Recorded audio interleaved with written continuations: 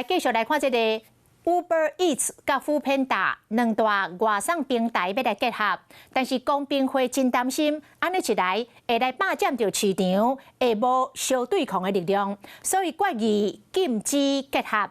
但是代志毋是到这就收煞，即摆市场传出着三大剧本，包括这个 Uber 可能会提出着行政诉愿来争取翻案，另外电商平台 Coupang 可能嘛会出面来抢亲，换这个 Coupang 甲 Foodpanda 来结合。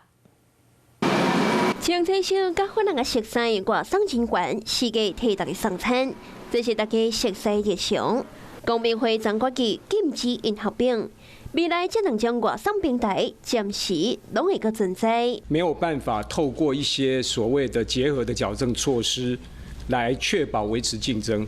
我们决定禁止他们结合。Uber Eats 甲 Foodpanda 合作破局，严格产业界讲，这拢只是暂时的，后续也有机会。台湾是比较少数已经明确能够赚钱的，如果卖掉钱可以 cover 熊猫10年甚至20年的预计收入的话，那其实他当然会想要买啊。市场传出着三大剧本 ，Uber 头一步可能是提起行政诉愿，因为公平会决议并无代表主管机关最后的裁示，若不好可能会争取翻案。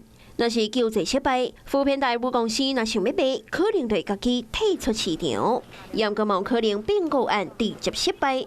后续的结果也必须关注。Coupang的话，业界是觉得说，它急需要一个韩国以外的成功市场，它未来募资啊，或者是向其他地方扩展，都会有相对有利。Coupang 伫大盘除了电商，也有外送服务，更加一直咧积极拓展海外市场。市场拢咧传讲，因就是象征外送对电商的发展有利。严格对这件代志，Coupang伫结果进前拢也无回应。Foodpanda总公司对各界关注的破局甲抢亲的讨论，敢若表示讲会继续发展甲经营台湾市场，提升服务，而且提供给民众上好体验。